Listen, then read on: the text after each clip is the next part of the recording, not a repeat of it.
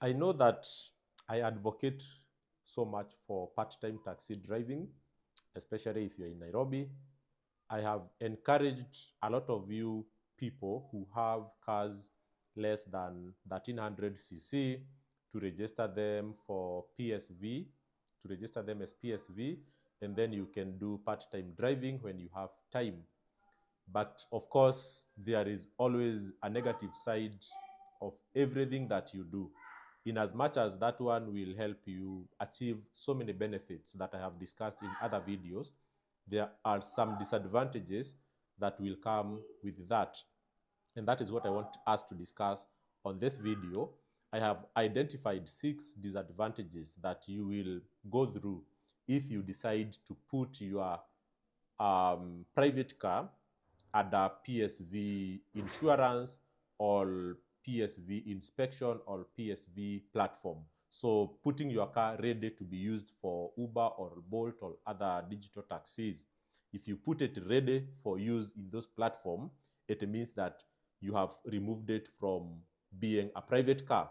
And these are the consequences that you are likely to suffer.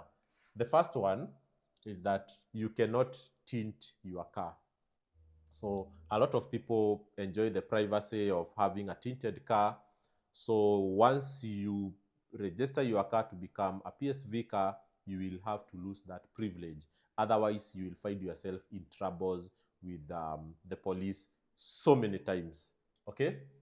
The second thing is that your wear and tear will be closely monitored by the police. So anytime you find policemen along the road, they will be checking your tires, wear and tear.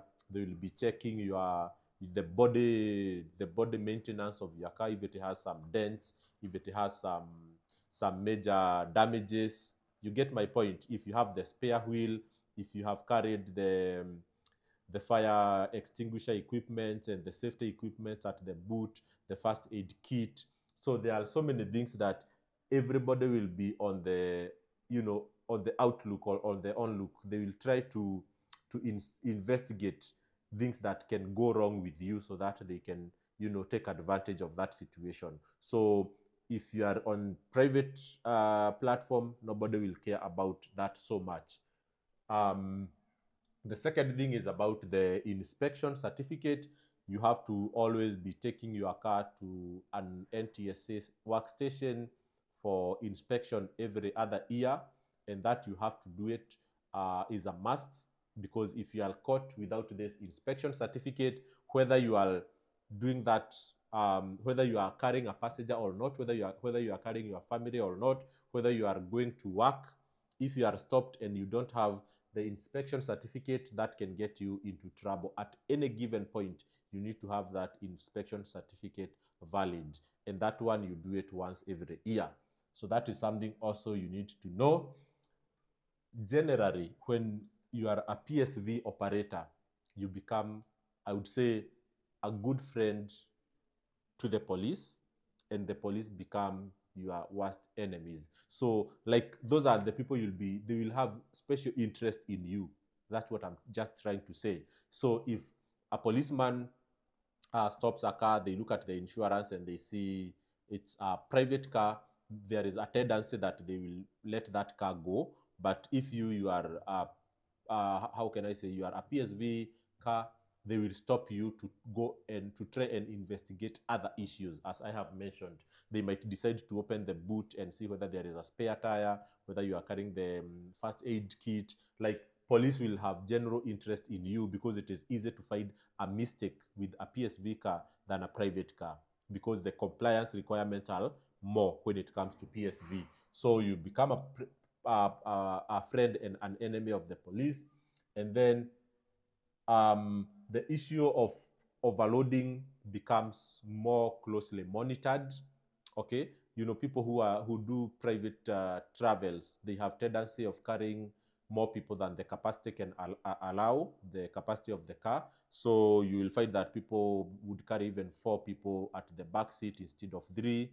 Yeah, but when you try to do that with the taxi car, as I have told you, it's very easy for you to be put into trouble. So if a policeman stops you and finds that you are carrying more people, then you cannot get away with it. But people who are carrying people on private means, yeah, that's something that they easily get away with so easily. But I'm not saying that, private people should be carrying more people than the capacity of the car. But what I'm just trying to say, in case you are on the wrong side with regard to overload, you will easily be caught here than someone who is doing private operations. So the other thing that people also don't know is that when you put your car on a PSV insurance, okay, so what defines a car as a PSV car is because it has a valid inspection certificate and that it has a valid insurance certificate. Okay, so if your car has a PSV insurance that is displayed on the windscreen of your car, it means that the driver who drives that car must have a PSV badge or a PSV driving license. Okay, like for me, my wife cannot drive my car in as much as she drives it sometime, but it can easily get her into troubles. If she is caught by the police or stopped by the police, she will be told to produce her PSV badge because the car is clearly indicated on the insurance sticker that it is a PSV car. If you don't have that, that is another list of troubles that you can get into.